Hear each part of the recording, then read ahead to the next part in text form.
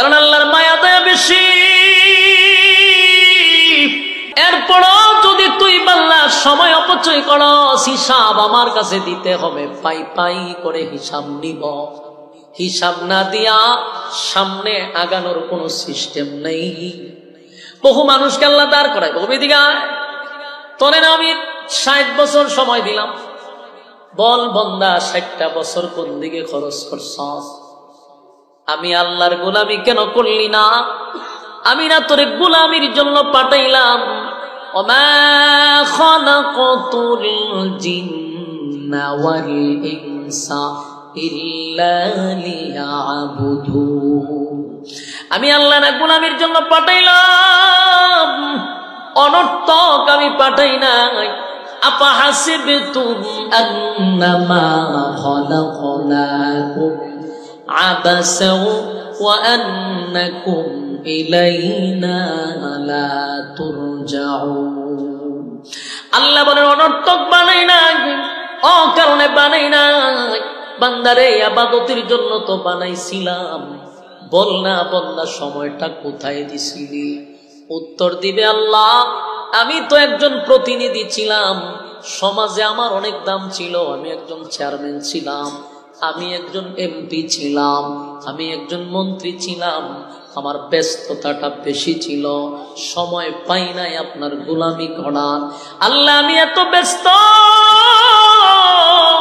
ব্যস্ততার কারণে আপনার গোলামি করতে পারলাম না। আমি এত বিজি একজন প্রতিনিধি ছিলাম, সমাজ সেবক ছিলাম, আমারে মানুষ সম্মান করত, বিভিন্ন মানুষ আমার কাছে বিচার নিয়ে আসত, বিচারে বসতাম। এগুলা করতে করতে আপনার গোলামি করতে পারলাম না। আল্লাহ হয় তাই নাকি? বলে তাহলে দাঁড়া। আরেকজনকে বলবে তুমি কি করছিলাম? ভাই আল্লাহ আমার 12টা মাস শুধু অসুস্থ বেমার, আমার সব সময় মাথা ঘুরায়, ফেডে ঘুরায়, আমার সব সময় বুকে ব্যথা, ফেডে ব্যথা, মাথা ঘুরায়, আমি রোগীলাম। অসুস্থতার কারণে আমি আপনার গোলামিটা করতে পারছি না। আল্লাহ তাই নাকি? বলা হয়। আল্লাহ তখন বলবে এ সুলাইমান আলাইহিস সালাতু ওয়াস সালাম, একজন পয়গম্বর। আল্লাহ সুলাইমান নবীরে ডাক দিয়ে আনবে, সুলাইমান রে দাঁড়াও, আমার বন্দা আমারে বলে সে নাকি এমপি ছিল, চেয়ারম্যান ছিল, মন্ত্রী ছিল, সমাজ সেবক ছিল, ব্যস্ততা তার বেশি ছিল, এই জন্য আমার গোলামি করতে পারে নাই। বান্দারে তুই কি কয়েকটা দেশের মন্ত্রী ছিলি, প্রধানমন্ত্রী ছিলি? বলে না আল্লাহ, বাংলাদেশের এমপি আসলাম, 2টা থানার এমপি ছিলাম। আল্লাহ কয় দেখছো নি তোর সামনে কে দাঁড়ায় আছে? উনি হলেন সুলাইমান পয়গম্বর। আমি আল্লাহ আমার সুলাইমান রে গোটা পৃথিবীর রাজত্ব দিছি। এ সুলাইমান নবীর এত বড় রাজত্ব দিছি গো। সুলাইমান শুধু একটা দেশের বাদশা ছিল না, আমার সুলাইমান আসমানের নিচে যত জায়গা, আমার সুলাইমান এতটুকু বাদশাই দিছি। শুধু মানুষের বাদশা ছিল না, জিন্নাতের বাদশা ছিল রে। আমার সুলাইমান মানুষের বাদশা ছিল, জিন্নাতের বাদশা ছিল, পক্ষী কুলের বাদশা ছিল, এমনকি কীট পতঙ্গের বাদশা ছিল, সাগরের মাছের বাদশা ছিল। সর্বযুগের সর্বশ্রেষ্ঠ বাদশাই দিয়ে আমি আল্লাহ সুলাইমানকে দুনিয়ায় পাঠাইছিলাম। সুলাইমান নবীর আগেও এত বড় বাদশা আল্লাহ কাউরে বানায় নাই। কিয়ামত পর্যন্ত সুলাইমান নবীর মতো এত বড় বাদশা আল্লাহ কাউরে দিবে না। এই যে কথা কই, কোনো কথা কইলে ভাই মনোযোগ নষ্ট, পুরা নষ্ট। আশেপাশে কেউ কথা কয় না, ভাও দিয়ে মনোযোগী দিয়ে না গিয়ে দিয়ে যায়। আল্লাহর হস্তে কোনো কথা নাই না, বিরক্ত হইতেছে?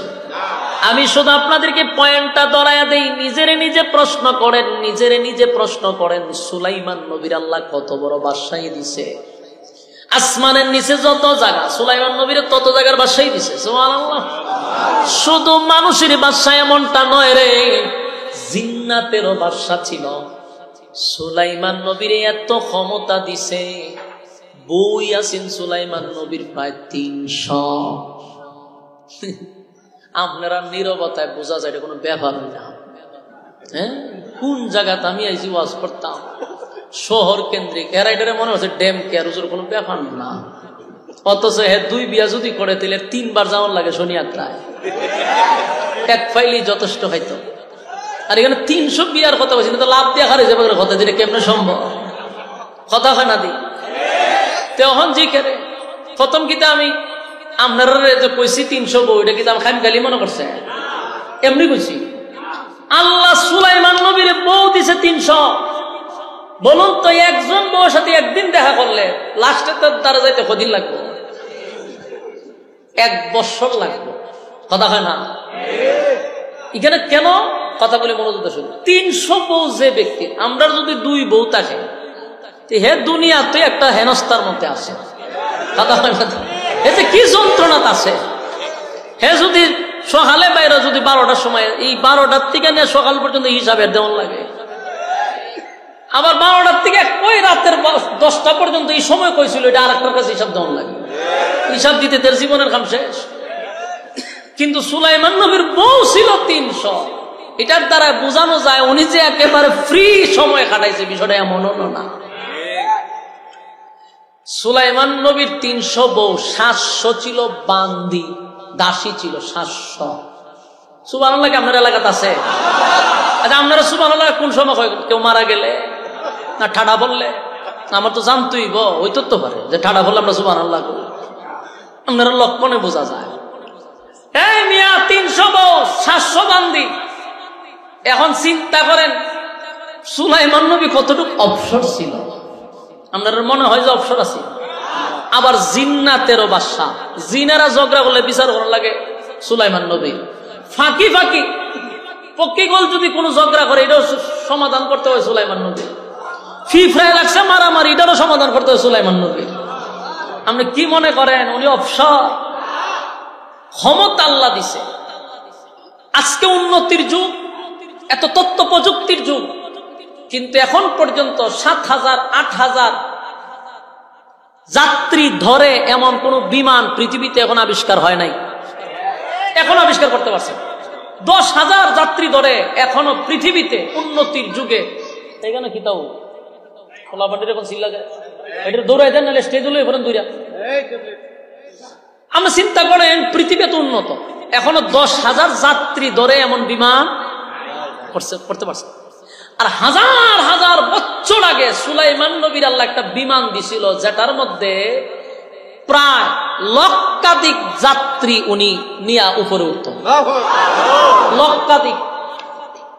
এই যাত্রী জিনও আসিল, ওনার বিবিরও এটার ভিতরে থাকতো, 700 বান্দিও থাকতো, এটার মধ্যে পাখিরাও থাকতো, জিন্নাতরাও থাকতো, মানুষরাও থাকতো। 1 লক্ষ যাত্রী নিয়ে উপরে উড়া দিত।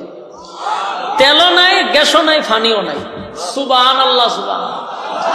সুলাইমান নবী রাজত্ব করছে, কিন্তু এত বড় বাদশাহী পাওয়ার পরেও একটা সেকেন্ডের জন্য আল্লাহকে ভুলে নাই। ভুলে নাই। আল্লাহ রাজত্ব দিছে পরীক্ষার জন্য। রাব্বি কারীম বলবেন, তুই আমার কাছে বলছ তুই দেশের প্রধানমন্ত্রী ছিলি, দেশের মন্ত্রী ছিলি, দেশের এমপি ছিলি, সাধারণ একটা মেম্বুইরা যদি হইতে পারে, ওই কত ব্যস্ততা দেখায়। মেম্বার সকালে দেখলে বিকালে দেখা যায় না, কই আছেন? পারে আমি অত অপশন না, আমি অনেক ব্যস্ত। মেম্বার ওয়ার্ডের এও ব্যস্ত।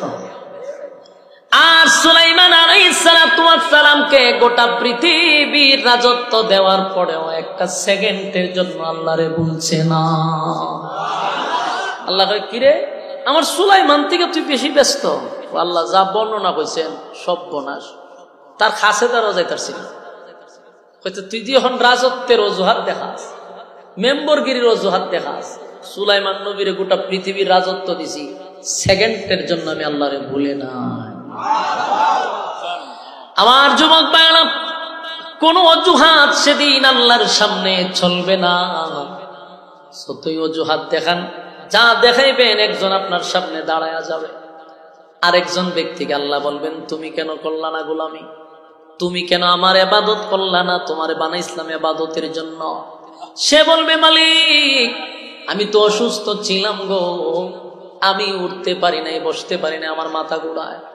মাথা ঘুরানো একটা অসুস্থতা। এটার অজুহাত নামাজও যায় না, কথা হয় না দিই আমার ফেডে মুসরায় এর লেগে ইবাদত করতে পারছে না, ওইগুলো হলো অজুহাত।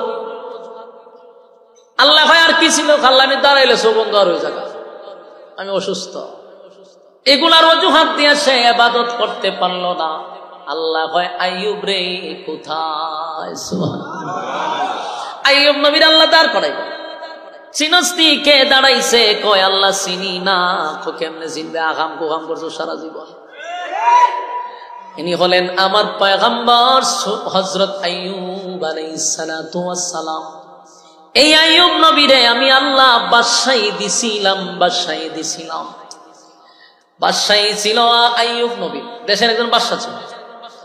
আইয়ুব নবী রাজত্ব পাইয়া রাজত্ব চালায়, কিন্তু একটা সেকেন্ডের জন্য আমার মালিক আইয়ুব নবী ভুলে নাই।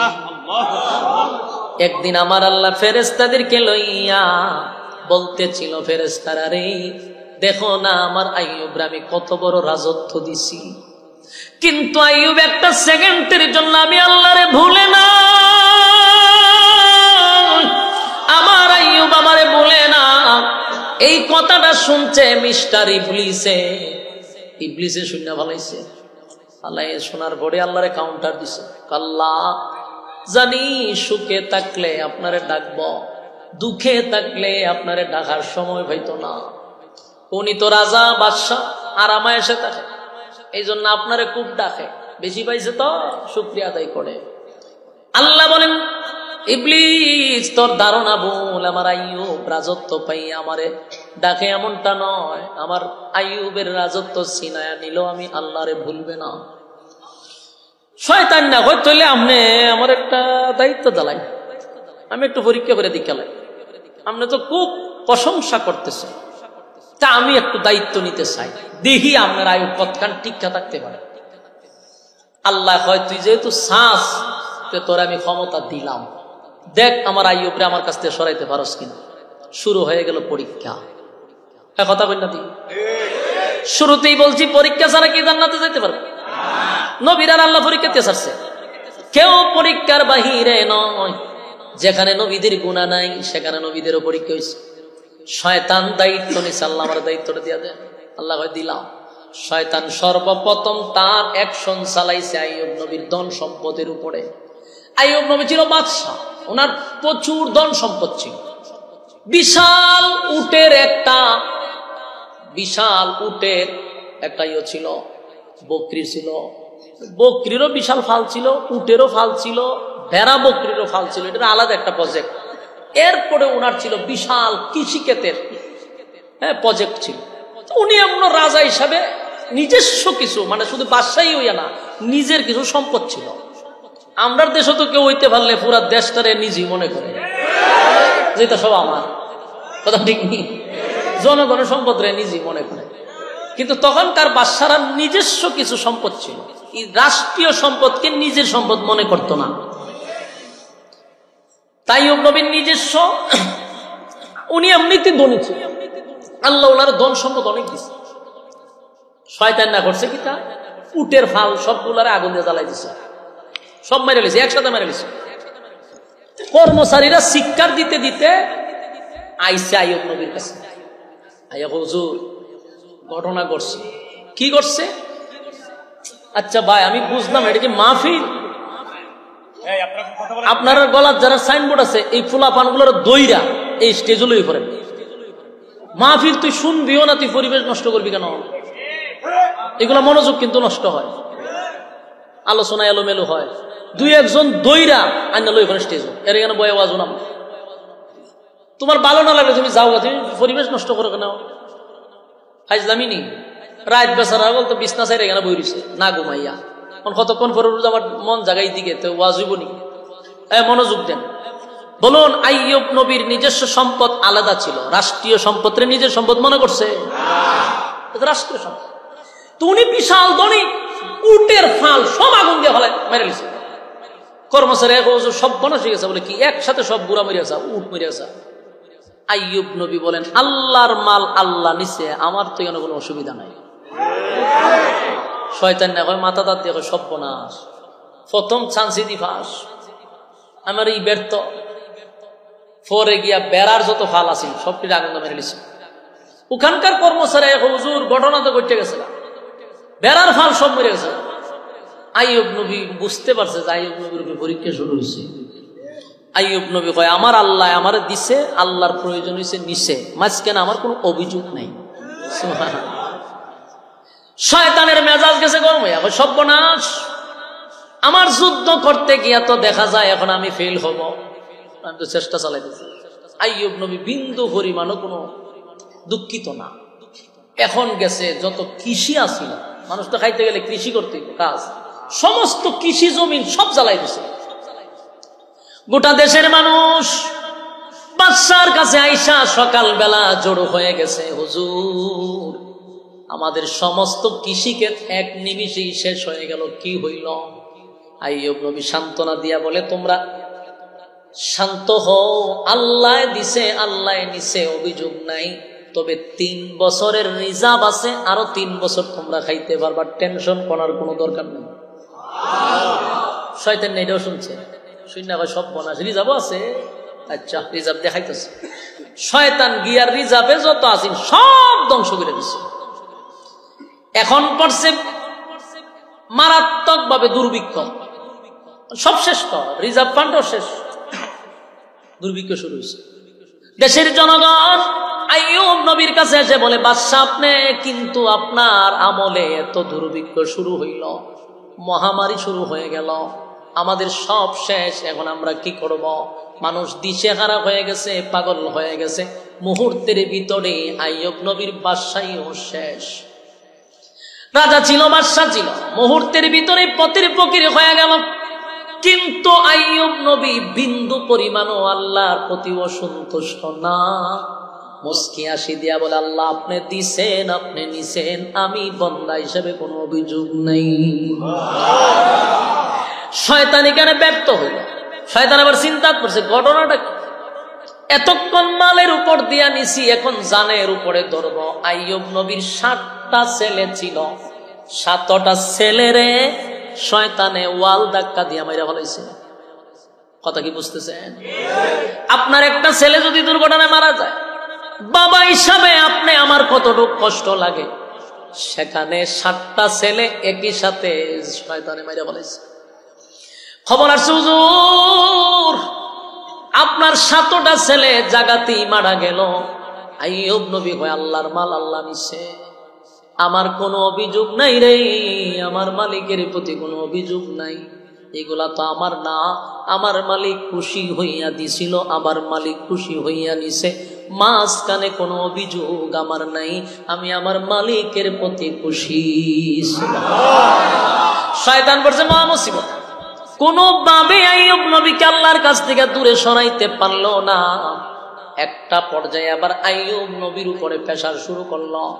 আইয়ুব নবীর শরীরের মধ্যে এক ধরনের গোটা হয়ে গেছে, শরীর ফুলে গেছে, শরীরটা কেমন যেন হয়ে গেছে। একটা পর্যায়ে শরীর থেকে বড় বড় এক ধরনের পুরা হওয়া শুরু হয়েছে। ওই যে বসন্ত আমরা শরীর দিয়ে বাইরে না নিই, গর্ত হয়ে যাবে না, বসন্ত হয়েছে কত।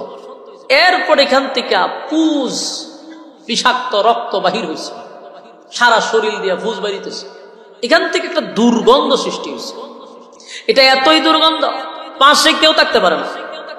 আইয়ুব নবীর বউ ছিল 60 জন, দূরে কোন কয়জন? 4টা বউ ছিল আইয়ুব নবীর। দুর্গন্ধের কারণে একে একে একে একে 3 জন চলে গেছে। সুবিধাবাদী যারা, এরা কি সময় মতো থাকে? কথা হয় না। দুঃখের সময় নাই, সুখের সময় তারা আছে, এরা হইল সুবিধাবাদী। ঠিক নেই আমার যুবক ভাইরা? 4টা বউ ছিল, কিন্তু 3টা বউ চলে গেল দুর্গন্ধের কারণে, কাছে থাকতে পারে না, তাই একে একে 3 জন আইয়ুব নবীর ছেড়ে চলে গেছে। বাকি রইল কয়জন? নাম কি? এই সবাই জানে, ওয়াজ জানে। রহিমার ওয়াজ কত উনছে, রহিমার তো নাম জানেন, রহিমার বংশ জানেননি?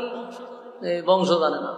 এই জন্য আমরা গ্রামগঞ্জে একটা কথা আছে, এটা আমরা আঞ্চলিকতার একটা কথা হইলো যে জাতের মেয়ে খালো ভালো, নদীর পানি গুলাও। কেন খাও? এটার একটা কারণ আছে। আল্লাহ নবী নিজেও বলছে বিবাহ করার সময় বংশ দেখে করো। এর বহু কারণ আছে। 3টা বউ চলে গেল, আইয়ুব নবীর লাস্টে রইল রহিমা। রহিমারে আইয়ুব নবী বলে, রহিমা গো, একে একে 3 জন সতীন তোমার চলে গেল, তুমি কেন আমার পাশে? এই দুর্গন্ধ কি তোমার নাকে লাগে না? রহিমা কয়, স্বামী গো, দুর্গন্ধ আমারও লাগে, কিন্তু আমি তো দেশের বাদশার বউ ছিলাম, রানী। আমি ছিলাম রানী, আপনি ছিলেন দেশের বাদশাহ। সুখের সময় আমি আপনার পাশে ছিলাম, দুঃখের সময় আপনাকে ছেড়ে যাব, এটা হতে পারে না। এত দুর্গন্ধ, কেউ আইয়ুব নবীর পাশে থাকতে চায় না রে।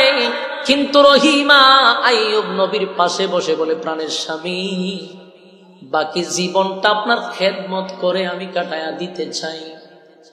এই রহিমার বংশ হলো ইউসুফ আলাইহিস সালাতু ওয়াস সালামের নাতনি। সুবহানাল্লাহ। উনি ইউসুফ নবীর ছেলের ঘরের মেয়ে ছিল, বুঝেননি? ওই যে বংশ, নবী বংশের মেয়ে। তাই তো রহিমা স্বামী ছেড়ে চলে যায় না।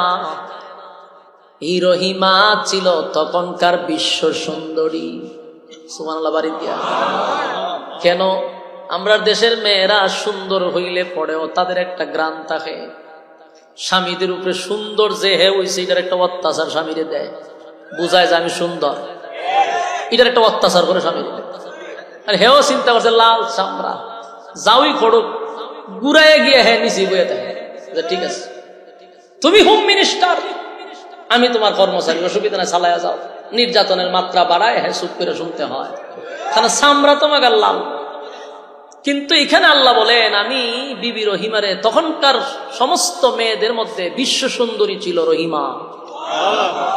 শুধু নবী বংশের না, আমরা বুঝেননি, ইউসুফ নবীর নাতনি। ইউসুফ নবীর আল্লাহ পৃথিবীর অর্ধেক সুন্দর দিছিল, ইউসুফ নবীর নাত নিলে কেমন হইব? এটা তো আগুন হওয়ার কথা, ঠিক নেই? তো সৌন্দর্য থাকার পরেও গন্ধ, দুর্গন্ধ। এই স্বামীর পাশে বৈশাখ আমি খেদমত করে বাকি জীবন কাটাইতে চাই। আইয়ুব নবী বলেন, প্রাণের বিবি, একে একে সবাই চলে গেল, তুমি আমার পাশে রইলা। রহিমা কয়, স্বামী গো, বাকি খেদমত করার সুযোগ দেন। চলছিল, কিন্তু হঠাৎ করে একদিন গ্রামের লোক লাঠি সুটা লইয়া আইয়ুব নবীর ঘর ঘেরাও করছে। ওইরা গ্রামের মানুষ কয়, স্পষ্ট বক্তব্য, আগামী কালকে যদি আপনারে এই গ্রামে দেখি তাহলে আপনারে জিন্দা কবর দিব। নাউজুবিল্লাহ আছে। আর রহিমা তো সুন্দরী, গ্রামের মানুষ রহিমার দিকে তাকায়া বলে, রহিমা, স্বামীরে লইয়া যদি গ্রাম ত্যাগ না করো, তোমার উপরও কিন্তু হামলা করব। নাউজুবিল্লাহ। গ্রামের মানুষ আলটিমেটাম দিয়ে গেছে, চলে গেল। রহিমা সারা রাত ঘুমায় না, স্বামীর পাশে বৈশা চিন্তায় পড়ে গেছে, আমার স্বামীরে যদি জিন্দা কবর দিয়া দেয়, আমার ইজ্জতের উপরে যদি আঘাত করে, বরদাস্ত করা যাবে না। তাই স্বামীরে লইয়া যে গ্রাম ছেড়ে অন্য কোথাও যাবে, একজন মানুষের সাহায্য তো দরকার। একটা পুরুষ মানুষের লইয়া মহিলা তো গ্রাম ছাড়া সম্ভব না। কিন্তু কে সাহায্য করবে? কেউ তো আইয়ুব নবীর পাশে আসতে চায়। আইয়ুব নবী অসুস্থ, কিন্তু ফেডে তো কিদা, কথা হয় না? ফেডের কিদা তো নিবারণ করা দরকার। এই কামরাঙ্গি চরের বায়েরা, পর্দার আড়ালে আমার মা বোনেরা, এই ওয়াজটা আপনাদের জন্য বেশি দরকার। এখান থেকে শিক্ষা গ্রহণ করুন, ভালো করে কথাগুলি পর্দার আড়ালে তাইকা তাইকা শ্রবণ করুন। আমার আপনার কথাগুলি একটু দিলের কান লাগায় শোনা দরকার। বিবি রহিমা ছিল দেশের রানী এবং বিশ্ব সুন্দরী। স্বামীর জন্য 15 দিনের খাবার ছিল, সব শেষ, কিন্তু পেটের খিদা তো আর থামে না। রহিমা পাগল হয়ে গেছে, খাবারের ব্যবস্থা কোথার থেকে করবো রে? কারো কাছে গেলে তো খাবার দেয় না, কেউ আশ্রয় দেয় না। বিবি রহিমার চেহারা ঘুরে মানুষের বাড়িতে কাজের জন্য এক পর্যায়ে সিদ্ধান্ত নিল, মানুষের বাড়িতে কাজ করে করে যেই টাকাটা উপার্জন করবে, সেই টাকা দিয়া স্বামীর খাবারের ব্যবস্থা করবে। আমার যুবক ভাইরা দিলের কান লাগায় শুনে, দেশের রানী বিশ্ব সুন্দরী রহিমা মানুষের বাড়িতে কাজ করে। এখন মানুষের গড়ে গড়ে কাজ করে করে যেই টাকা পায় সেটা দিয়ে খাবারের ব্যবস্থা করে। চলছিল অনেক দিন, কিন্তু মিস্টার ইবলিস এটা দেখছে, দেখা মানুষের সুরত ধরে মানুষের ঘরে গিয়া কয়, জানো নি তোমাদের ঘরে কে কাজ করে? না, কইলা হইলা আইয়ুব নবীর বউ। আইয়ুব নবীর বউ যে তোমাদের ঘরে কাজ করে, আইয়ুব নবীর শরীরে যে রোগ, এটা ভাইরাস, এই ভাইরাস তো তোমাদের ঘরের সবাই সব মরবা। ওই সর্বনাশ, এটা তো আমরা জানি না, শয়তানে জানাই দিছে। পরের দিন কাছে কাজ করতো, মানুষ আর কাজ দেয় না, হয় না সর্বনাশ সর্বনাশ, আমরা তোমার চিনছি না, তুমি তো আমরা সব পেরে অসুস্থ বানায় স্যার ভাই, তুমি আমরা করে কাজ করতে আর আইও না, যাও বিদায় করে দিছে। এখন করতো কি, খানা ভাইব বউ। বিবি রহিমা হাতে পায়ে ধরছে, আমার স্বামী তো তোমাদের বাদশা ছিল, তোমাদের জন্য তো রাতে ঘুরে ঘুরে তোমাদের খাবারের ব্যবস্থা করে দিছে। আজকে আমার স্বামী অসুস্থ, আমি দেশের রানী ছিলাম, তোমাদের ঘরে কাজ করে দুমুঠো খাবারের ব্যবস্থা করছি। আজকে আমারে বিদায় করে দিলে বলো না আমার স্বামীর খাবারের ব্যবস্থা কোথার থেকে করব? এবার কেউ কাজ দেয় না। বিবি রহিমার স্বামীর খেদমত করার জন্য পাশে বসে বসে চোখের পানি ছাড়ে, আর দেহের স্বামী কিধায় অস্থির হয়ে গেছে। একটা পর্যায়ে রহিমা উড়াল হাতে লইয়া জঙ্গলে গিয়া লাকড়ি কাটা শুরু করলো, কাটুরিয়ার কাজ করতেছে। সেখানে লাকড়ি কেটে বাজারে বিক্রি করে রে, ওই টাকা দিয়া আইয়ুব নবীর জন্য দুমুঠো খাবারের ব্যবস্থা করে। চলছিল অনেক দিন, বছর চলে গেল। মিস্টার ইবলিস এটা দেখার পরে এটাও বরদাস্ত করতে পারলো না। বাজারে গিয়া মানুষের সুরত ধরে কয়ে, জানোনি কে তোমাদের কাছে লাকড়ি বিক্রি করে? উনি হলেন আইয়ুব নবীর বউ রহিমা। সে যে লাকড়ি তোমাদের কাছে বিক্রি করে, সারাদিন তাকে আইয়ুব নবীর কাছে, তার শরীরের রোগ ভাইরাস এই মহিলার শরীরে আছে, তোমাদের শরীরে ওটা পড়বে, তোমরা সব ধ্বংস হইবে। মানুষ কয় সর্বনাশ, তাহলে তো এখান থেকে বাঁচা দরকার। পরের দিন থেকে আর রহিমার কাছ থেকে কেউ লাকড়িও নেয় না। অবস্থা এমন ভয়ানক হয়েছে, পেটের খিদা, খাবারের ব্যবস্থা করার কোনো সুযোগ নাই রে, কোনো সুযোগ নাই, কোনো সুযোগ নাই। রহিমা পাগল হয়ে গেছে, স্বামীর খিদা বরদাস্ত করতে পারে না, স্বামীর খিদা বরদাস্ত করতে পারলো না। কোথায় কেউ কাজ দেয় না, কোনো ব্যবসাও করতে পারলো না। এক পর্যায়ে তখনকার যুগে চুল বিক্রি হইতো, চুল, মাথার চুল, এগুলা জায়েজ ছিল, এখন জায়েজ না। রহিমা বাধ্য হইয়া স্বামীর খিদা বরদাস্ত করতে না পেরে নিজের মাথার এক সাইডের চুল কেটে বিক্রি করে দিছে স্বামীর খাবারের জন্য। দুমুঠো খাবারের জন্য নিজের চুল বিক্রি করে মানুষ তোমার নিজের স্বামীরে খাবার খাওয়াইছে। এইভাবে গেল কয়েকদিন। শয়তান একদিন মানুষের সুরত ধরে আইয়ুব নবীর পাশে গিয়া বসছে। পয়সা হয়, আপনি নবী না? বলে হ। কি এর নবী আপনি? আপনার বৌদি চুরি করে আপনারা খাওয়ায়। চিন্তা করছেন শয়তান না? শয়তান না ভাই, আপনার নবী? বলে হ নবী তো। তা আপনার বৌদি চুরি করে আপনারা খাওয়ায়, তা আমি এটা খাইন কেমনি? ইতি বুঝি নবী? আইয়ুব নবী হইন না, এদিকে তা আমার বউ চুরি করতে গেলে হ চুরি করে খাওয়াইছে। আপনার বউ মানুষের বাদ চুরি করে, এই চুরি কইরা না আপনারা খাওয়ায়, আর আপনি খাইতেছেন নবী বলে আপনি। শয়তান নারী কথা হইন না, আইয়ুব নবী হইন না, এটা আমার বিশ্বাস হয় না। আমার বউ চুরি করবে এটা আমি মনে গেলে বিশ্বাস করবো না। আপনি এটা কি বলেন? বিশ্বাস যদি না করেন তাহলে আপনার বউরে কইবেন মাথার উড়ানোর জন্য সরায়, সরাইলে বুঝতে পারবেন চুরি যে করছি, মানুষের চুল খাইটা দিছে। চিন্তা করেন শয়তান না কত বড় খারাপ। আইয়ুব নবী বৈশা রয়েছে, রহিমা সন্ধ্যাবেলা আইছে খাবার লইয়া। আইয়ুব নবী হয়, রহিমা আজকের থেকে তুমি আমাকে আর খাবার দিবা না। ও কেন? তোমার মাথার কাপড় সরাও। মাথার কাপড় সরাইছে যখন দেখে মাথার এক সাইডে চুল নাই। আইয়ুব নবী তারও বিশ্বাস হয়েছে যে ঘটনা তো সত্য। আইয়ুব নবী কয়, আমি একজন পয়গম্বর, আর তুমি আমারে মানুষের করতে চুরি করে না আমারে খাবার দেও, তোমার চুরির ধরা খায় তোমার মাথার চুল কাটছে। চিন্তা করেন আমরা দেশের মহিলা হইলে কিতা করলো হইলে বুঝছেন কথা বল না দি চুরির অপরাধ যদি দিত হইলে বলে তোমার খাওয়ানোর লেগে বুঝি আমি অত কিছু করলাম, আর তুমি বুঝি আমার চুরির অপরাধ দিছ। ফারাদা মেরে লিলি ফারা দিয়া হইলে যে বাকি জানখান আমি বাইকিরা নাই মেরে লিলে ফারা দিলে কিন্তু রহিমা চোখের পানি ছাইরা হইতেছে যে না, আমি আপনাকে চুরি করে খাওয়াই না। কিন্তু আইয়ুব নবী কয় সর্বনাশ, প্রমাণ মিল্লা গেছে। রহিমার চোখের পানি পড়ে। আইয়ুব নবী রাগান্বিত হইয়া বলে, আমি যদি সুস্থ হই তাহলে তোমার 100 বেতের আঘাত আমি দিব। আল্লাহর নামে কসম করে গেছে। আচ্ছা পঞ্চান 100 বেতের আঘাত দিলে আর বাঁচবনি? কথা বলি না দি আমরা দেশে মহিলা কিতা কইল যে রে 100 বেতের আঘাত যদি তুই সুস্থ হইয়া আমার দেশ, তা আমি তো এমনি মরে যাবো গা, তার তোরে বাঁচায় রেখে কিতাম মাইরে লিল নিলে মাইরে লিলে